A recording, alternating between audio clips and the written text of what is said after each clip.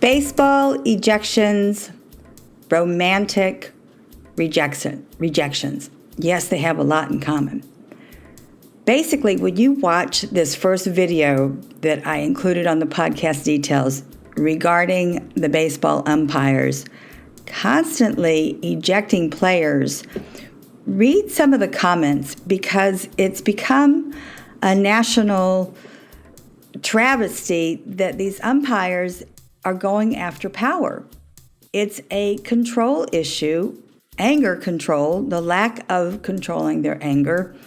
One of the clips actually shows the umpire ejecting the coach before the game even started. And that's ludicrous. That is someone who truly is looking for power, not resolving a situation. It takes the fun out of the sport anyway, but the whole idea that the umpires are getting away with this is atrocious. There are some ideas to take away some of their power, but yet nothing has been done about this. It's very difficult to watch a game when you see the umpires simply retaliating because they didn't like something one of the players said, a reaction to one of their calls, especially when the call was highly questionable, and the umpire simply ejects them. They don't eject them politely either. They throw their whole body into the motion as though they have physically picked them up and thrown them out of the game. The anger in the umpires is absolutely incredible to me.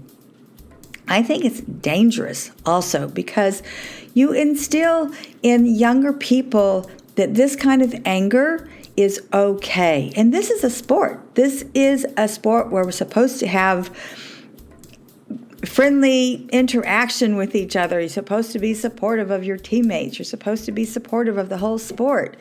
To see a young person watch these umpires really violently use their whole body to eject somebody, not touching them, but they might as well with their actions, with their body presence. And this kind of anger, send them to the locker room or send them to a therapist. Send them somewhere besides in this sport because, seriously, it's out of control. I think it's dangerous. I don't think it's a good thing to let them continue with this kind of power because it is a power situation.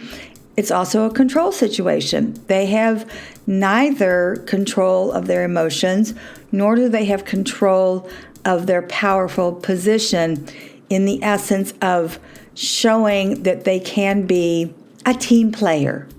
That's it with baseball ejections. They're out of control. Likewise, many of us have experienced male and female romantic rejections. Many of us, the first emotion we choose is anger.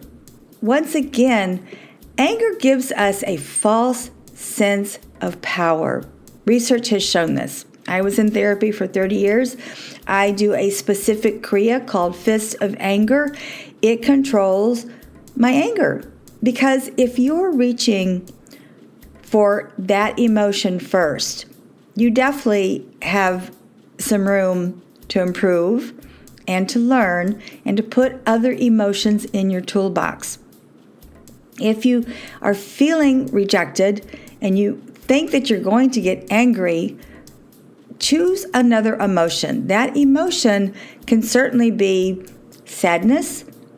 It can be, many times, it can be just absolutely being befuddled, confused. You're going to be sad.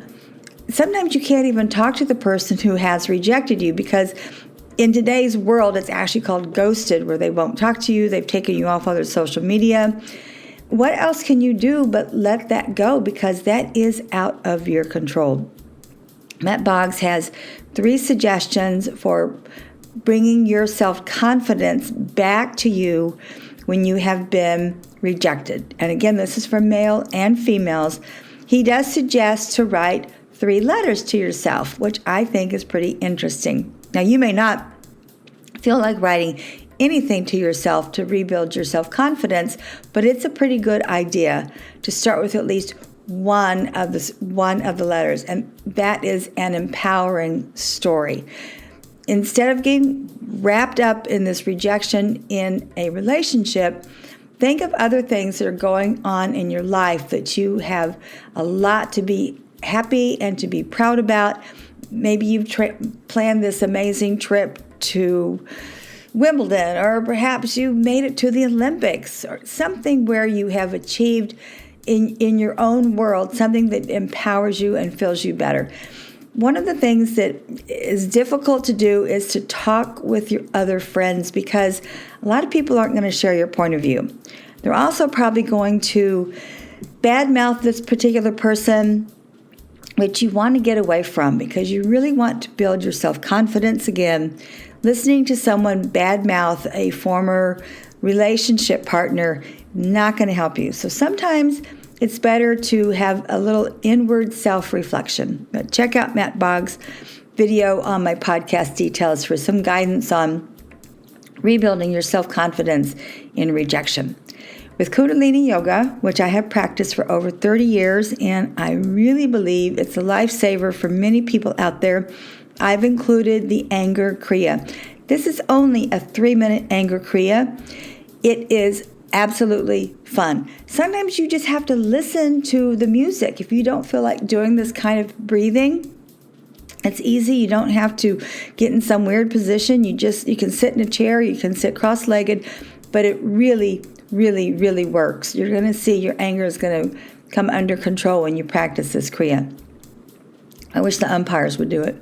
Lastly, with wine, because we are still in such an angry world, I have included recipes for mocktails because I think people would be a little better off if they controlled their drinking for a while, or lessen it. Do something to kind of control the drinking in your life because, again, it just makes you angry. It also makes you look older and uglier than you really want to be.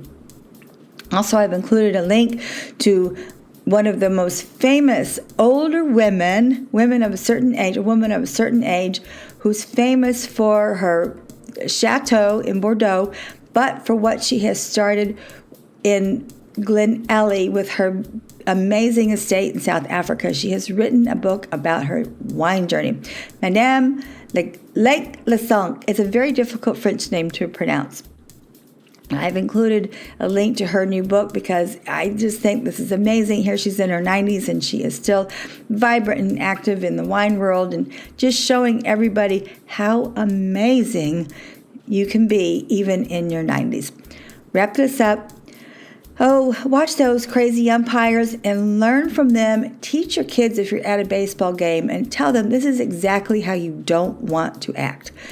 And read some of the comments because people are very concerned about the umpires being such weenies. They need to take yoga, practice anger management. Also, if you have been rejected, listen to the short clip by Matt Boggs. He is a relationship guru. I love him. He's funny. He's right on point. But he has really good suggestions for rebuilding your self-confidence when you've been rejected. Practice the Kriya for anger management. Check out mocktails and check out this book by the very famous Madame Lesong. Also, to conclude this, I am Valerie Hale.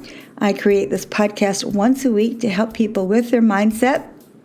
I also teach an online course called Fear of Public Speaking. I help people, especially new business owners, new entrepreneurs, people who are returning to the workplace. I help them make business presentations, create their elevator pitch. Very short class. It's a one-on-one, virtual, and private. Merci. Au revoir.